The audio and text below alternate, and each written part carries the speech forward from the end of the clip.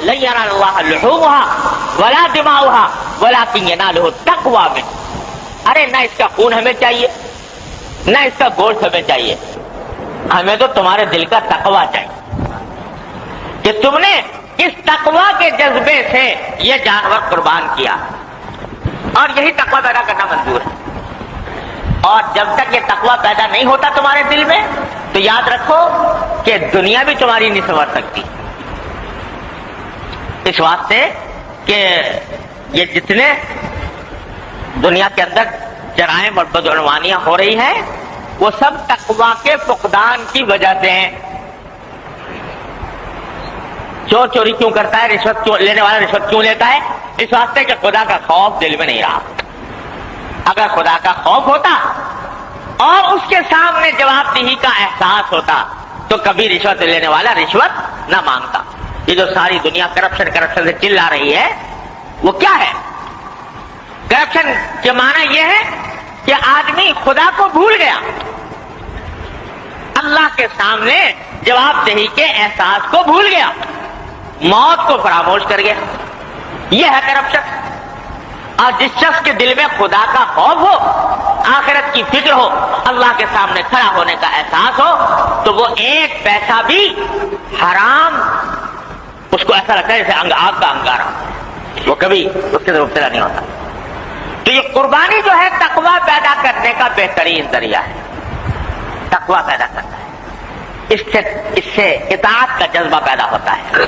تو اس لیے اس کو مشروع کیا گیا. اللہ تبارک و تعالیٰ نے مشروع فرمایا اس میں یہ مت پوچھو کہ کتنے پیسے کا فائدہ ہے اور کتنے پیسے کا نقصان ہے. اس میں یہ پوچھو کہ اللہ تبارک و تعالیٰ کو کتنا پسند ہے اور کس درجے اس حکم کی تاکید ہے.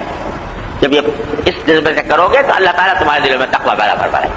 یہ ہے اس سارے قربانی کا فلسفہ جو آ رہے ہیں. تو بھائی اللہ تبارک و تعالیٰ نے یہ عبادت اس لیے رکھی ہے. پہلے زمانے جو پچھلی امتیں جو گزری ہیں حضور اقدس صلی اللہ علیہ وسلم سے پہلے، اس میں بہت قربانیاں ہوا کرتی.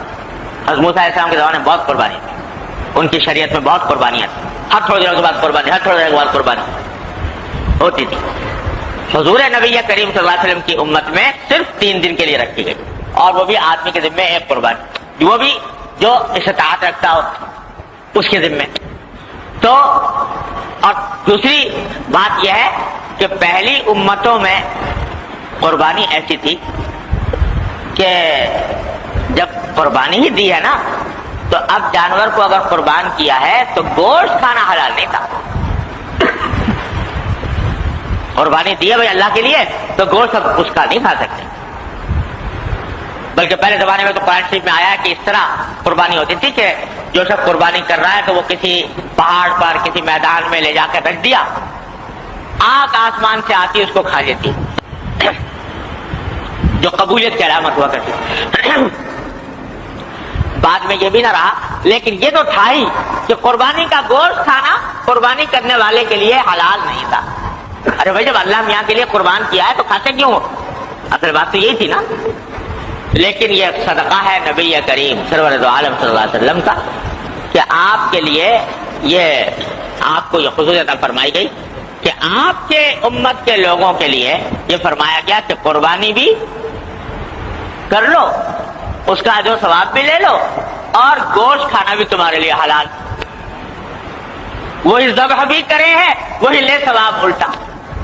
تو اس کے ذبح کا اس کے گوشت سے فائدہ اٹھانے کو بھی جائز کر دیا اور قربانی بھی ہوگی، اس کا جو ثواب ہوگا.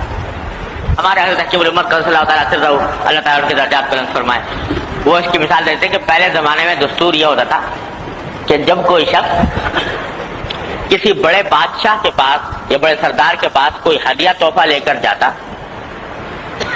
تو کتنا ہی قیمتی یا جیسا بھی ہدیہ لے کر گیا تو بادشاہ کی طرف سے قبولیت بس یہ ہوتی تھی کہ اس کے اوپر ہاتھ رکھ دیا تو مطلب قبول ہو گیا. پھر ہاتھ رکھنے کے بعد وہ اسی کو واپس کر دیا جاتا تھا کہ بھائی ہم نے قبول کر لیا لیکن اب ہماری طرف سے گویا تمہارے لیے ہدیہ ہے. حضرت فرماتے ہیں کہ اللہ تعالیٰ نے امت محمد علیہ صاحب السلام کے لیے قربانی کو اس قسم کا ہدیہ بنا دیا کہ تم میرے نام پر میری رضا کی خاطر قربان کیا تم نے جانور، اور ادھر تم نے بسم اللہ اللہ اکبر کہہ کے اس کے اوپر چھری پھیری اور وہ ذبح ہوا، بس ہم نے ہاتھ رکھ دیا، قبول ہو گیا، اجر و ثواب مل گیا، اب لے جاؤ تمہارا ہی ہے، اب اس سے جو چاہو نفع بھی تو اٹھا سکتے ہو۔ یہ خصوصیت امت محمدی علیہ صاحب الصلوۃ والسلام کو عطا فرمائی۔ تو بھائی اس جذبے کے ساتھ قربانی کو ادا کرنے کی ضرورت ہے کہ یہ در حقیقت اتباع اطاعت باری تعالی اور اتباع سنت نبی کریم سرور عالم صلی اللہ علیہ وسلم کا سبق دینے والی چیز ہے۔ اس جذبے کے ساتھ اللہ تبارک و تعالیٰ توفیق دے ہم سب کو یہ کریں۔ اور یہ فرما دیا حضور اقدس صلی اللہ علیہ وسلم نے کہ جس شخص میں استطاعت ہو قربانی کی اور پھر بھی وہ قربانی نہ کرے تو وہ ہماری عیدگاہ کے پاس بھی نہ آئے نماز پڑھنے کے لیے۔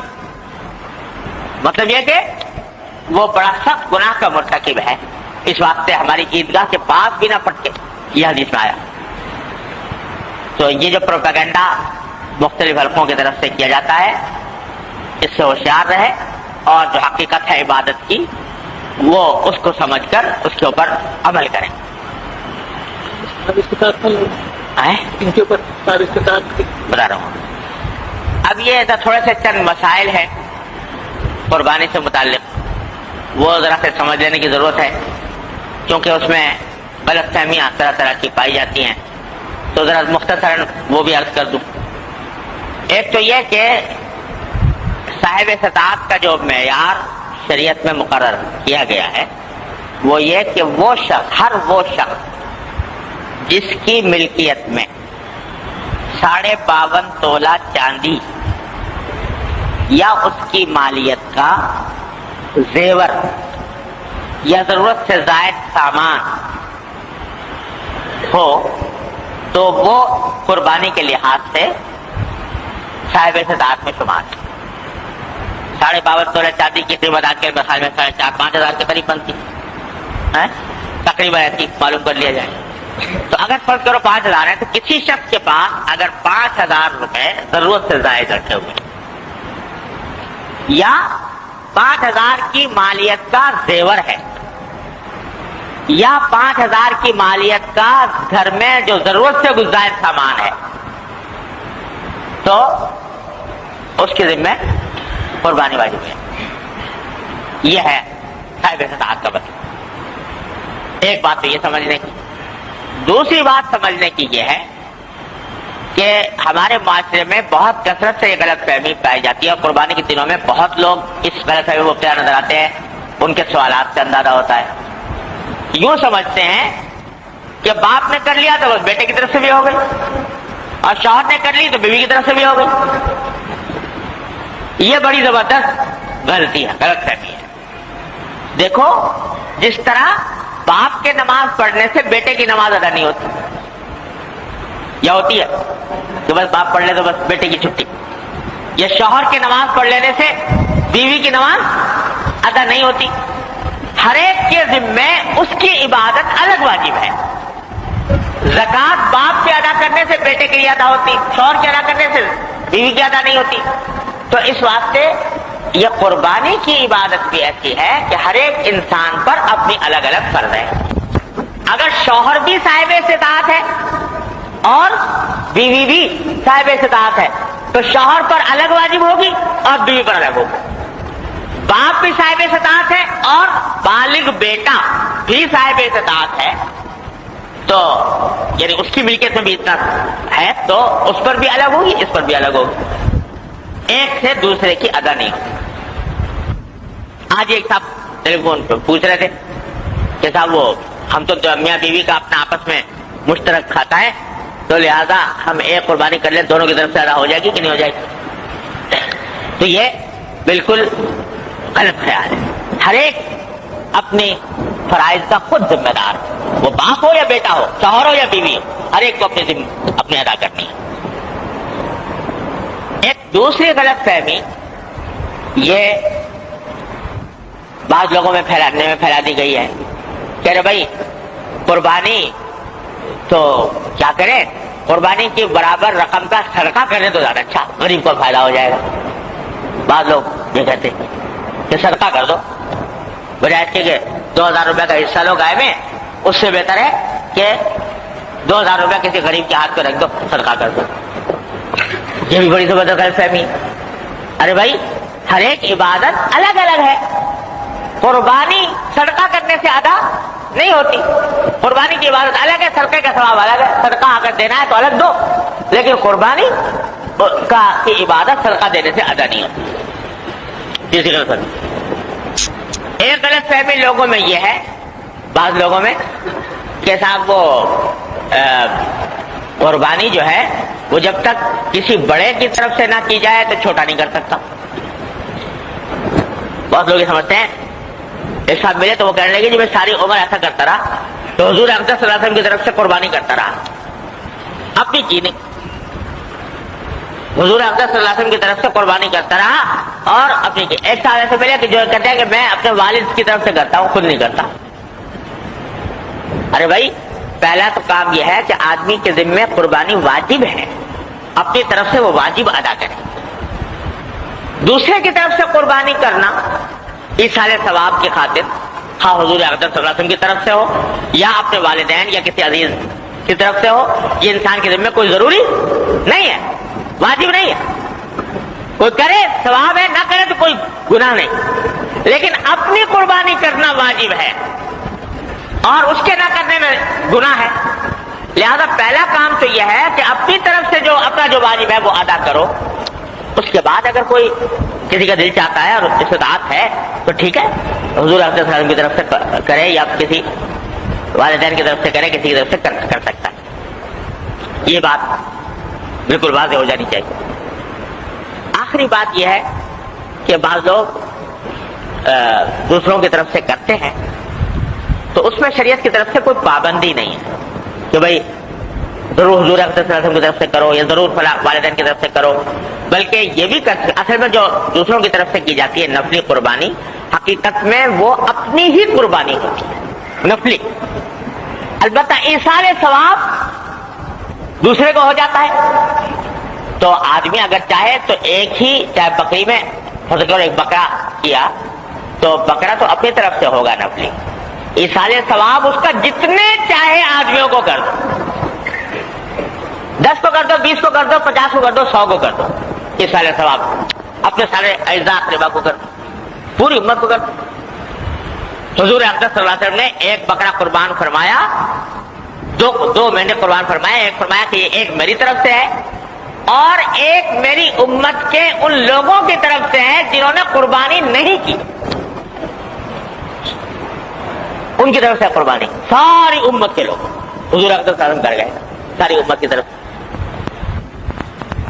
تو یہ بھی کلام ہوا ہے کہ بھائی جب کوئی شخص کسی کو ثواب پہنچائے قربانی کر کے تو کیا بٹ کے ملے گا یا پورا پورا ملے گا؟ بعض کہتے ہیں بھائی بٹ کے ملنا چاہیے، اس واسطے کہ ایک عبادت ہے تو سب کو اس کا حصہ ملے گا، لیکن ہمارے بزرگوں کا مذاق یہ ہے کہ اللہ تعالیٰ کی رحمت سے امید یہ ہے کہ انشاءاللہ بٹنے کا نہیں، سب کو پورا پورا ہی ملے گا۔ اس واسطے کہ حضور اقدس صلی اللہ علیہ وسلم جب ایک مینڈا قربان فرمایا پوری امت کے لوگوں کی طرف سے، اگر اس میں بٹوارا شروع ہو گیا تو ایک بال کا کوئی 10واں حصہ بھی ایک آدمی کے بانٹے میں نہیں آئے گا۔ تو اس واسطے اللہ تعالیٰ کی رحمت سے بعید ہے کہ وہ اس قسم کا بٹوارا فرمائے، ہر ایک کو انشاءاللہ کامل ملے گا۔ اس واسطے ایک اگر قربانی کی ہے نفلی تو اس میں جتنے بھی چاہے لوگوں کو ایصال ثواب کر سکتے ہیں۔ نفلی میں فریضہ جو ہے اپنا ذمہ جو واجب ہے وہ اپنی طرف سے واجب ادا کرنا چاہیے، اس میں پھر کسی کا شرکت نہیں۔ یہ چند مسائل ہیں، یہ موٹے موٹے میں نے عرض کر دیے، باقی تفصیلی مسائل جو ہیں وہ اگر کسی کو ضرورت پیش آئے تو معلوم کر سکتا ہے۔ بہرحال اس طریقے پر اللہ تبارک و تعالیٰ اپنے رحمت سے ہم سب کو اب صدق کے ساتھ، اخلاص کے ساتھ، اتباع سنت کی نیت سے اور اپنے تقرب کے خاطر یہ قربانی کی عبادت کو انجام دینے کی توفیق عطا فرمائے۔